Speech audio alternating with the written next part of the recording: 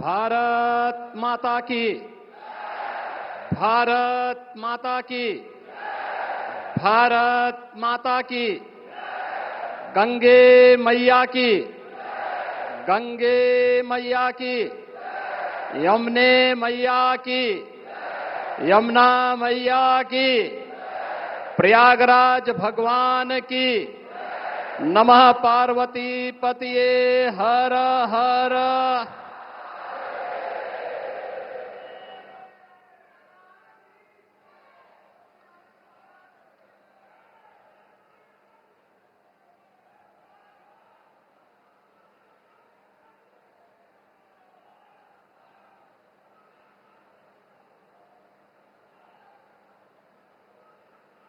जिस प्रयागराज की महिमा को वेद पुराणों ने बड़े प्रभावी ढंग से गा करके सनातन धर्मावलंबियों के गौरव को बढ़ाया हो, आज उसी प्रयागराज में जहां पर त्रेता युग में मर्यादा पुरुषोत्तम प्रभु श्री राम ने त्रिवेणी के दर्शन किए थे, आज उसी त्रिवेणी के संगम में दुनिया के सबसे लोकप्रिय राजनेता,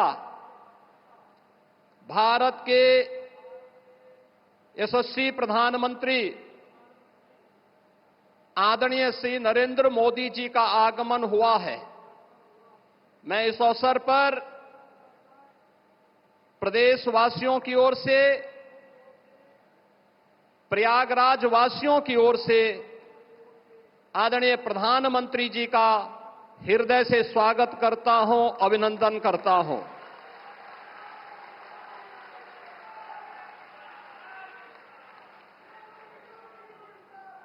आदरणीय प्रधानमंत्री जी का आगमन आज मां गंगा, यमुना और सरस्वती की त्रिवेणी में पूजा अनुष्ठान के उपरांत 2025 के महाकुंभ प्रयागराज के शुभारंभ की दृष्टि से संपूर्ण सनातन धर्मावलंबियों, देश और दुनिया के अंदर भारत के प्रति अनुराग रखने वाले सभी श्रद्धालु जनों के लिए अत्यंत महत्वपूर्ण है। हजारों करोड़ रुपए की परियोजनाओं की सौगात लेकर के उनका लोकार्पण आज आदरणीय प्रधानमंत्री जी के कर कमलों से यहां पर होने जा रहा है, जिसमें पहली बार 2019 के प्रयागराज कुंभ में प्रधानमंत्री जी की ही प्रेरणा से, उनके मार्गदर्शन और उनके आदेश पर सैकड़ों वर्षों के बाद श्रद्धालु जनों को अक्षय वट के दर्शन हुए थे। इस बार आदरणीय प्रधानमंत्री जी के ही मार्गदर्शन में अक्षय वट कॉरिडोर का भी आज उद्घाटन होने जा रहा है। बड़े हनुमान जी, जिनका अभिषेक करने के लिए मां गंगा प्रतिवर्ष आती है, बड़े हनुमान जी मंदिर का भी कॉरिडोर का लोकार्पण आज आदरणीय प्रधानमंत्री जी के कर कमलों से होने जा रहा है।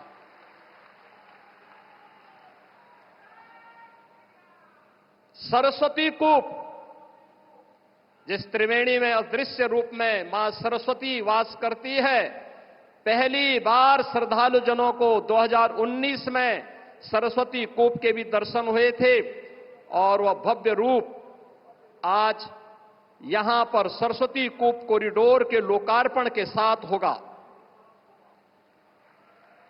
भगवान राम जब वनवास के लिए निकले थे, सबसे पहले मैत्री का हाथ बढ़ाया था निषाद राज ने। श्रृंगवेरपुर में आदरणीय प्रधानमंत्री जी की प्रेरणा से आज भगवान राम और निषाद राज की 56 फुट ऊंची प्रतिमा और कॉरिडोर का लोकार्पण भी आदरणीय प्रधानमंत्री जी के कर कमलों से होने जा रहा है। और दुनिया की सबसे पहली गुरुकुल, वनवास के समय सबसे पहले जिस ऋषि आश्रम में रह करके भगवान राम ने आशीर्वाद प्राप्त करके निस्सरहीन करो मही भुज उठाए प्रण कीन का संकल्प लिया था, ऐसे महर्षि भारद्वाज आश्रम के कॉरिडोर का भी लोकार्पण आदरणीय प्रधानमंत्री जी के द्वारा आज यहां पर किया जा रहा है। कुंभ कैसे होना चाहिए? कुंभ भव्य भी हो, दिव्य भी हो, स्वच्छ भी हो, सुरक्षित भी हो, सुव्यवस्थित भी हो। यह परिकल्पना आदरणीय प्रधानमंत्री जी ने 2019 में दी और इस बार का कुंभ भव्य भी, दिव्य भी और डिजिटल कुंभ के रूप में कैसे होना है, यह भी आदरणीय प्रधानमंत्री जी की प्रेरणा से प्रयागराज शहर, आसपास के जनपदों और दुनिया के सबसे बड़े अस्थायी शहर के रूप में प्रयागराज कुंभ के इस महाकुंभ के शुभारंभ की दिशा से आज आदरणीय प्रधानमंत्री जी हजारों करोड़ रुपए की इन अस्थायी परियोजनाओं का शुभारंभ अपने कर कमलों से कर रहे हैं। बहनों और भाइयों, मैं इस अवसर पर आदरणीय प्रधानमंत्री जी का उनके मार्गदर्शन के प्रति कृतज्ञता ज्ञापित करता हूं। पूरे प्रदेशवासियों की ओर से, उस हर श्रद्धालु की ओर से जो आज प्रयागराज आकर के अभिभूत होता है, उस प्रत्येक श्रद्धालु जन की ओर से भी उनके प्रति आभार व्यक्त करता हूं और आप सभी की ओर से आदरणीय प्रधानमंत्री जी का हृदय से अभिनंदन करता हूं, स्वागत करता हूं। इस अवसर पर प्रदेश की माननीय राज्यपाल आदरणीय श्रीमती आनंदीबेन पटेल जी भी उपस्थित हैं। उनके मार्गदर्शन के लिए हृदय से आभार व्यक्त करते हुए मैं उनका भी हृदय से स्वागत और अभिनंदन करता हूं।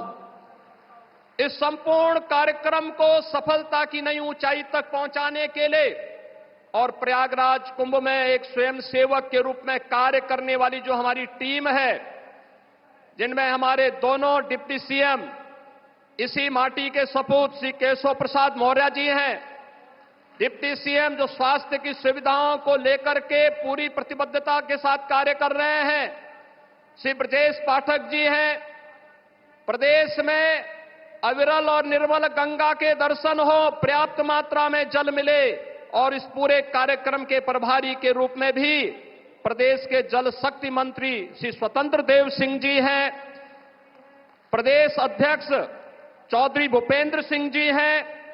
प्रदेश सरकार के हमारे अन्य सहयोगी मंत्रीगण श्री जयवीर सिंह जी, श्री नंदगोपाल गुप्ता नंदी जी, श्री राकेश सचान जी, श्री अरविंद कुमार शर्मा जी, श्री संजय निषाद जी, श्री दयाशंकर सिंह जी, प्रयागराज के महापौर श्री गणेश केसरवानी जी, जिला पंचायत अध्यक्ष श्री वीके सिंह जी, श्री सिद्धार्थनाथ सिंह जी, हमारे सभी माननीय विधायकगण, अन्य सम्मानित जनप्रतिनिधिगण जो पूरे कार्यक्रम में एक स्वयंसेवक के रूप में लग करके महाकुंभ प्रयागराज को सफलता की नई ऊंचाई तक पहुंचाने के लिए प्रतिबद्ध हैं, इन सभी माननीय जनप्रतिनिधियों और आप सभी प्रयागराज वासियों की ओर से विशेष रूप से महाकुंभ प्रयागराज के शुभारंभ के लिए आदरणीय प्रधानमंत्री जी का आगमन हुआ है।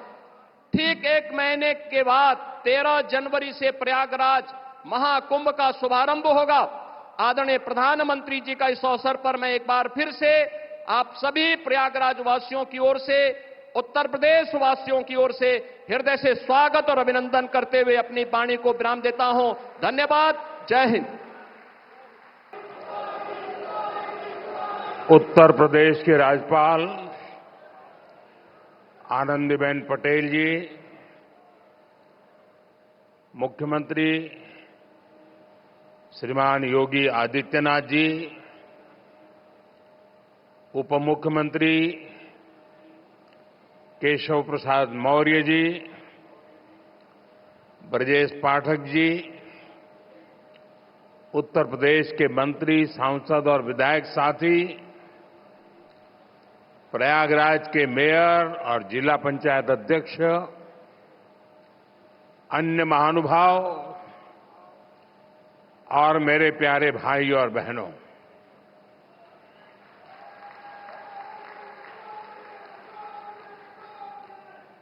प्रयागराज में संगम की इस पावन भूमि को मैं श्रद्धापूर्वक प्रणाम करता हूं।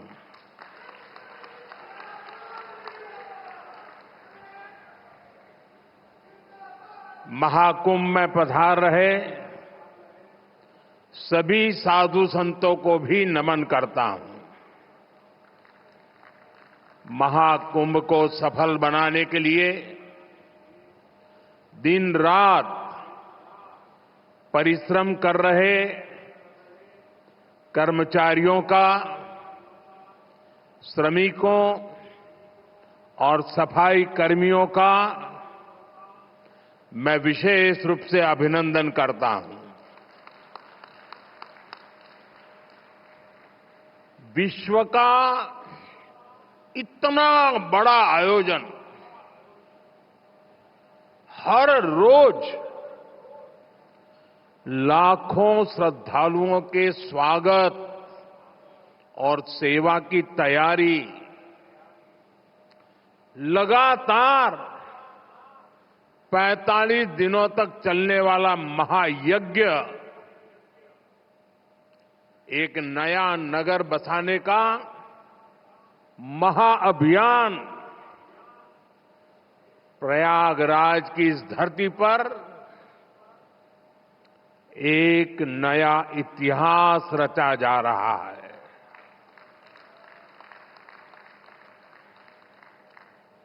अगले साल महाकुंभ का आयोजन देश की सांस्कृतिक आध्यात्मिक पहचान को नए शिखर पर स्थापित करेगा। और मैं तो बड़े विश्वास के साथ कहता हूं, बड़ी श्रद्धा के साथ कहता हूं, अगर मुझे इस महाकुंभ का वर्णन एक वाक्य में करना हो तो मैं कहूंगा, ये एकता का ऐसा महायज्ञ होगा जिसकी चर्चा पूरी दुनिया में होगी।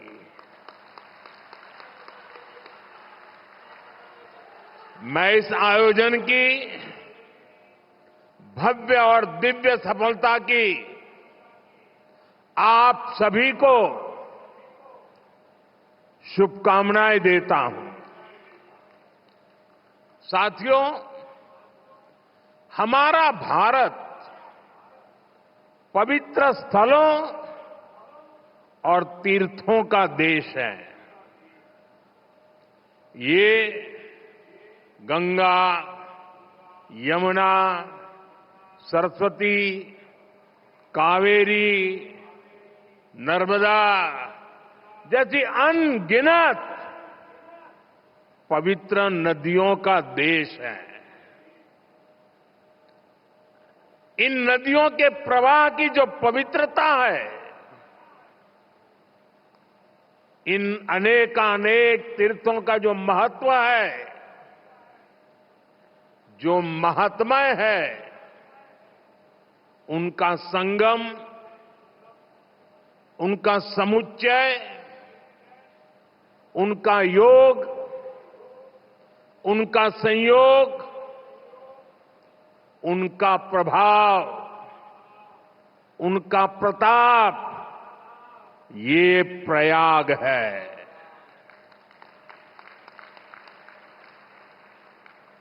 ये केवल 3 पवित्र नदियों का ही संगम नहीं है। प्रयाग के बारे में कहा गया है, माघ मकरगत रबी जब होई, तीरथ पति ही आव सब कोई। अर्थात जब सूर्य मकर में प्रवेश करते हैं, सभी दैवीय शक्तियां, सभी तीर्थ, सभी ऋषि, महर्षि, मनीषी प्रयाग में आ जाते हैं। ये वो स्थान है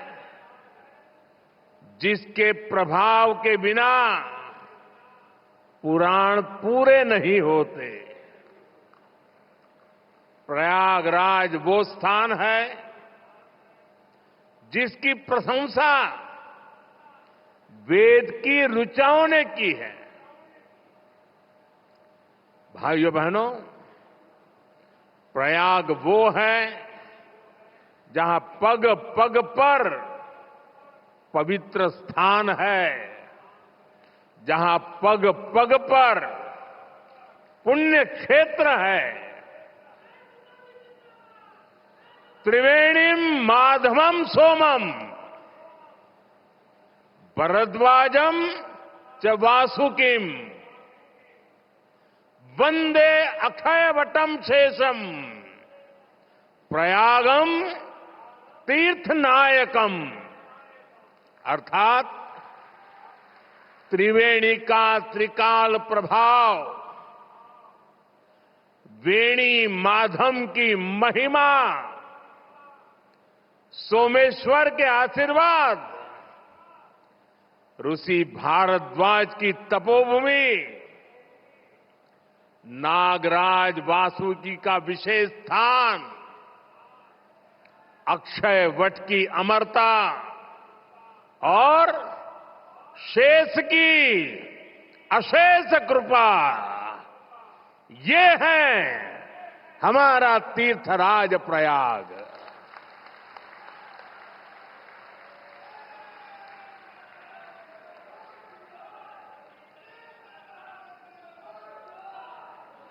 तीर्थराज प्रयाग यानी चारी पदारथ भरा भंडारू, पुण्य प्रदेश देश अति चारु। अर्थात जहां धर्म, अर्थ, काम, मोक्ष चारों पदार्थ सुलभ है, वो प्रयाग है। प्रयागराज केवल एक भौगोलिक भूखंड नहीं है, ये एक आध्यात्मिक अनुभव क्षेत्र है। ये प्रयाग और प्रयाग के लोगों का ही आशीर्वाद है कि मुझे इस धरती पर बार बार आने का सौभाग्य मिलता है।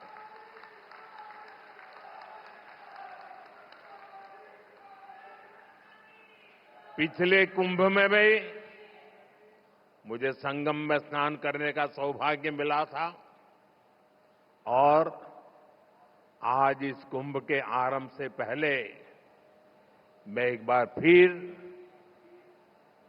मां गंगा के चरणों में आकर के आशीर्वाद प्राप्त करने का सौभाग्य प्राप्त किया। आज मैंने संगम घाट के लेटे हुए हनुमान जी के दर्शन किए, अक्षय वट वृक्ष का आशीर्वाद भी प्राप्त किया। इन दोनों स्थलों पर श्रद्धालुओं की सहूलियत के लिए हनुमान कॉरिडोर और अक्षय वट कॉरिडोर का निर्माण हो रहा है। मैंने सरस्वती कूप रीडेवलपमेंट प्रोजेक्ट की भी जानकारी ली। आज यहां हजारों करोड़ रुपए के प्रोजेक्ट का लोकार्पण हुआ है। मैं इसके लिए आप सबको बधाई देता हूं। साथियों, महाकुंभ हजारों वर्ष पहले से चली आ रही हमारे देश की सांस्कृतिक आध्यात्मिक यात्रा का पुण्य और जीवंत प्रतीक है। एक ऐसा आयोजन जहां हर बार धर्म, ज्ञान, भक्ति और कला का दिव्य समागम होता है।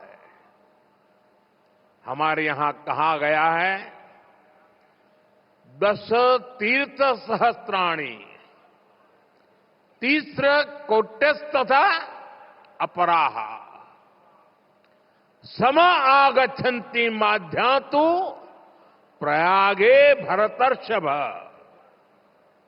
अर्थात संगम में स्नान से करोड़ों तीर्थ के बराबर पुण्य मिल जाता है। जो व्यक्ति प्रयाग में स्नान करता है वो हर पाप से मुक्त हो जाता है। राजा महाराजाओं का दौर हो या फिर सैकड़ों वर्षों की गुलामी का कालखंड, आस्था का ये प्रवाह कभी नहीं रुका। इसकी एक बड़ी वजह यह रही है कि कुंभ का कारक कोई बाह्य शक्ति नहीं है। किसी बाहरी व्यवस्था के बजाय कुंभ मनुष्य के अंतर मन की चेतना का नाम है। ये चेतना स्वतः जागृत होती है। यही चेतना भारत के कोने कोने से लोगों को संगम के तट तक खींच लाती है। गांव, कस्बों, शहरों से लोग प्रयागराज की ओर निकल पड़ते हैं। सामूहिकता की ऐसी शक्ति, ऐसा समागम शायद ही कहीं और देखने को मिले। यहां आकर संत महंत, ऋषि मुनि, ज्ञानी विद्वान, सामान्य मानवी सब एक हो जाते हैं।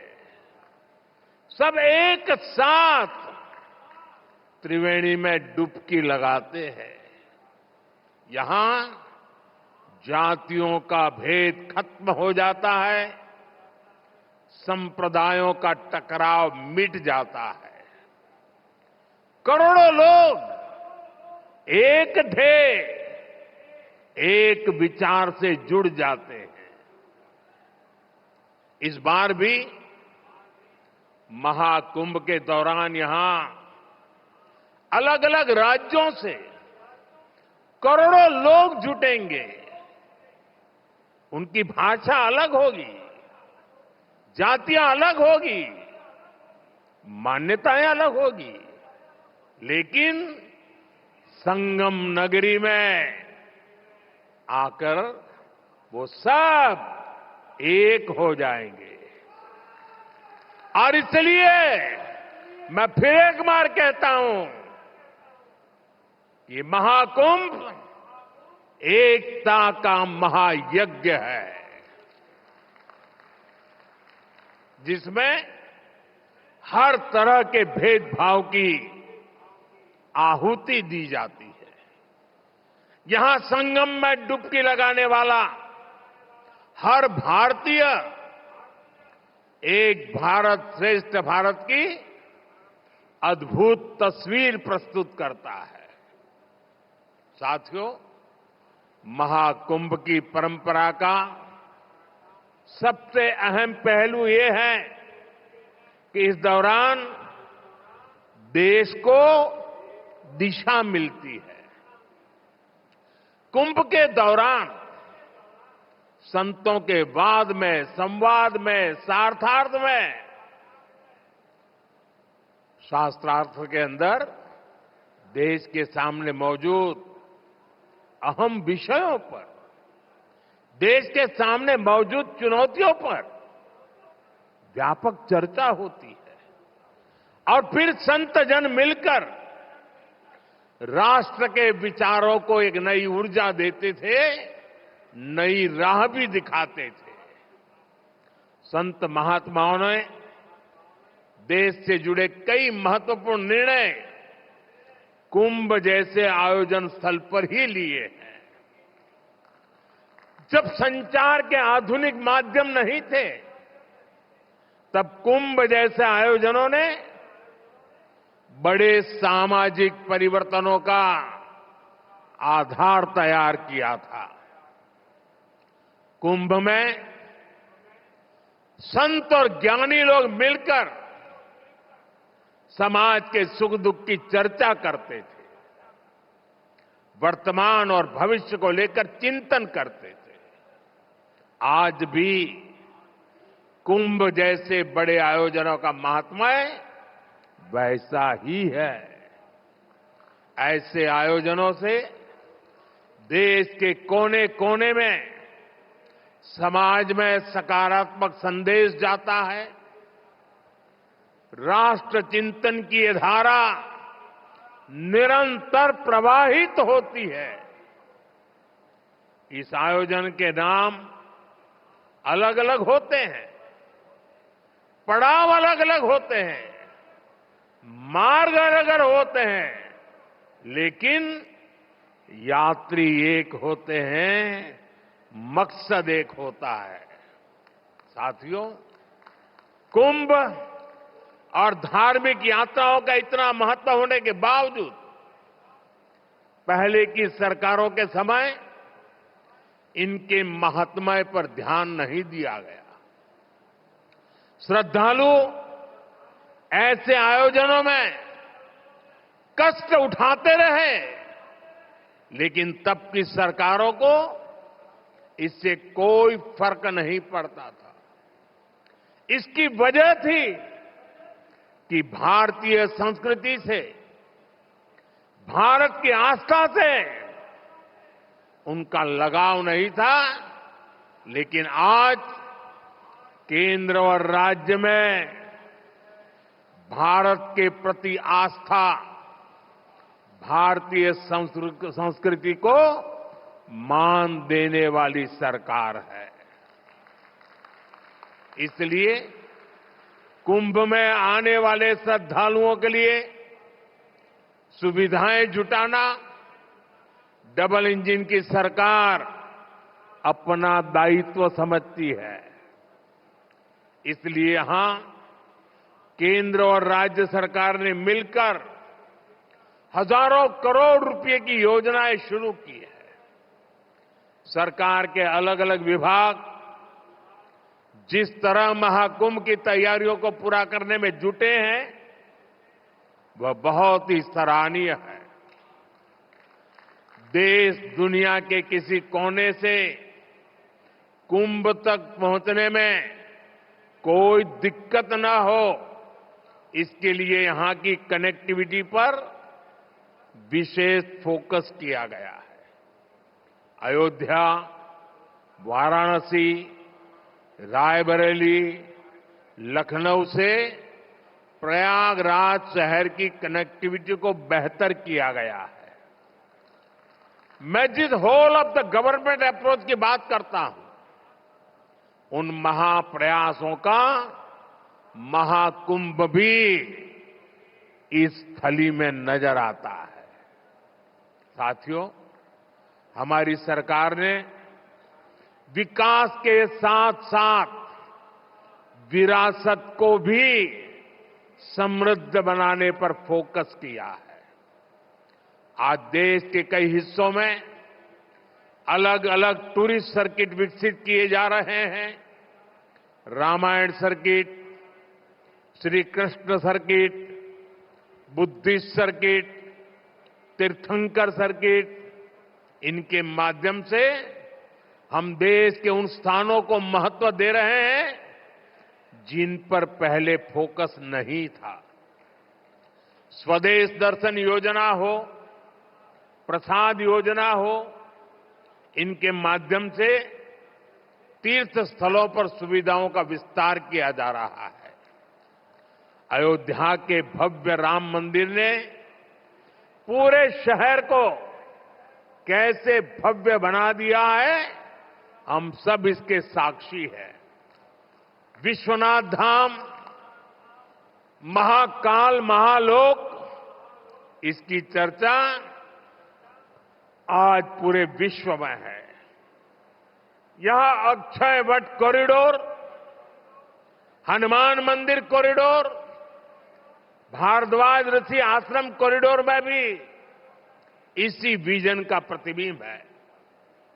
श्रद्धालुओं के लिए सरस्वती कूप, पातालपुरी, नागवासुकी, द्वादश माधव मंदिर का कायाकल्प किया जा रहा है। साथियों, हमारा ये प्रयागराज निषाद राज की भी भूमि है। भगवान राम के मर्यादा पुरुषोत्तम बनने की यात्रा में एक महत्वपूर्ण पड़ाव श्रृंगवेरपुर का भी है। भगवान राम और केवट का प्रसंग आज भी हमें प्रेरित करता है। केवट ने अपने प्रभु को सामने पाकर उनके पैर धोए थे, उन्हें अपनी नाव से नदी पार कराई थी। इस प्रसंग में श्रद्धा का अनन्य भाव है। इसमें भगवान और भक्त की मित्रता का संदेश है। इस घटना का ये संदेश है कि भगवान भी अपने भक्त की मदद ले सकते हैं। प्रभु श्री राम और निषाद राज की इसी मित्रता के प्रतीक के रूप में श्रृंगवेरपुर धाम का विकास किया जा रहा है। भगवान राम और निषाद राज की प्रतिमा भी आने वाली पीढ़ियों को समता और समरसता का संदेश देती रहेगी। साथियों, कुंभ जैसे भव्य और दिव्य आयोजन को सफल बनाने में स्वच्छता की बहुत बड़ी भूमिका है। महाकुंभ की तैयारियों के लिए नमामि गंगे कार्यक्रम को तेजी से आगे बढ़ाया गया है। प्रयागराज शहर के सैनिटेशन और वेस्ट मैनेजमेंट पर फोकस किया गया है। लोगों को जागरूक करने के लिए गंगा दूत, गंगा प्रहरी और गंगा मित्रों की नियुक्ति की गई है। इस बार कुंभ में 15,000 से ज्यादा मेरे सफाई कर्मी भाई बहन कुंभ की स्वच्छता को संभालने वाले हैं। मैं आज कुंभ की तैयारी में जुटे अपने सफाई कर्मी भाई बहनों का अग्रिम आभार भी व्यक्त करूंगा। करोड़ों लोग यहां पर जिस पवित्रता, स्वच्छता, आध्यात्मिकता के साक्षी बनेंगे, वो आपके योगदान से ही संभव होगा। इस नाते यहां हर श्रद्धालु के पुण्य में आप भी भागीदार बनेंगे। जैसे भगवान कृष्ण ने झूठे पत्तल उठाकर संदेश दिया था कि हर काम का महत्व है, वैसे ही आप भी अपने कार्यों से इस आयोजन की महानता को और बड़ा करेंगे। ये आप ही हैं जो सुबह सबसे पहले ड्यूटी पर लगते हैं और देर रात तक आपका काम चलता रहता है। 2019 में भी कुंभ आयोजन के समय यहां की स्वच्छता की बहुत प्रशंसा हुई थी। जो लोग हर 6 वर्ष पर कुंभ या महाकुंभ में स्नान के लिए आते हैं, उन्होंने पहली बार इतनी साफ सुंदर व्यवस्था देखी थी। इसलिए आपके पैर धुलकर मैंने अपनी कृतज्ञता दिखाई थी। हमारे स्वच्छता कर्मियों के पैर धोने से मुझे जो संतोष मिला था, वो मेरे लिए जीवन भर का यादगार अनुभव बन गया है। साथियों, कुंभ से जुड़ा एक और पक्ष है जिसकी चर्चा उतनी नहीं हो पाती। ये पक्ष है कुंभ से आर्थिक गतिविधियों का विस्तार। हम सभी देख रहे हैं कैसे कुंभ से पहले इस क्षेत्र में आर्थिक गतिविधियों में तेजी आ रही है। लगभग 1.5 महीने तक संगम किनारे एक नया शहर बसा रहेगा, जहां हर रोज लाखों की संख्या में लोग आएंगे। पूरी व्यवस्था बनाए रखने के लिए प्रयागराज में बड़ी संख्या में लोगों की जरूरत पड़ेगी। 6,000 से ज्यादा हमारे नाविक साथी, हजारों दुकानदार साथी, पूजा पाठ और स्नान ध्यान कराने में मदद करने वाले सभी का काम बहुत बढ़ेगा। यानी यहां बड़ी संख्या में रोजगार के अवसर तैयार होंगे। सप्लाई चेन को बनाए रखने के लिए व्यापारियों को दूसरे शहरों से सामान मंगाने पड़ेंगे। प्रयागराज कुंभ का प्रभाव आसपास के जिलों पर भी पड़ेगा। देश के दूसरे राज्यों से आने वाले श्रद्धालु ट्रेन या विमान की सेवाएं लेंगे। इससे भी अर्थव्यवस्था में गति आएगी। यानी महाकुंभ से सामाजिक मजबूती तो मिलेगी ही, लोगों का आर्थिक सशक्तिकरण भी होगा। साथियों, महाकुंभ 2025 का आयोजन जिस दौर में हो रहा है, वो टेक्नोलॉजी के मामले में पिछले आयोजन से बहुत आगे है। आज पहले की तुलना में कई गुना ज्यादा लोगों के पास स्मार्टफोन है। 2013 में डेटा आज की तरह सस्ता नहीं था। आज मोबाइल फोन में यूजर फ्रेंडली एप्स हैं, जिसे कम जानकार व्यक्ति भी उपयोग में ला सकता है। थोड़ी देर पहले अभी मैंने कुंभ सहायक चैटबॉट को लॉन्च किया है। पहली बार कुंभ आयोजन में एआई, आर्टिफिशियल इंटेलिजेंस और चैटबॉट का प्रयोग होगा। एआई चैटबॉट 11 भारतीय भाषाओं में संवाद करने में सक्षम है। मेरा ये भी सुझाव है कि डेटा और टेक्नोलॉजी के इस संगम से ज्यादा लोगों को जोड़ा जाए। जैसे महाकुंभ से जुड़ी फोटोग्राफी कंपटीशन का आयोजन किया जा सकता है। महाकुंभ को एकता के महायज्ञ के रूप में दिखाने वाली फोटोग्राफी की प्रतियोगिता रखी जा सकते हैं। इस पहल से युवाओं में कुंभ का आकर्षण बढ़ेगा। कुंभ में आने वाले ज्यादातर श्रद्धालु इसमें हिस्सा लेंगे। जब ये तस्वीरें सोशल मीडिया पर पहुंचेगी तो कितना बड़ा कैनवास तैयार होगा, इसकी कल्पना नहीं कर सकते। इसमें कितने रंग, कितनी भावनाएं मिलेगी, ये गिन पाना मुश्किल होगा। आप आध्यात्म और प्रकृति से जुड़ी किसी प्रतियोगिता का आयोजन भी कर सकते हैं। साथियों, आज देश एक साथ विकसित भारत के संकल्प की तरफ तेजी से बढ़ रहा है। मुझे विश्वास है कि इस महाकुंभ से निकली आध्यात्मिक और सामूहिक शक्ति हमारे इस संकल्प को और मजबूत बनाएगी।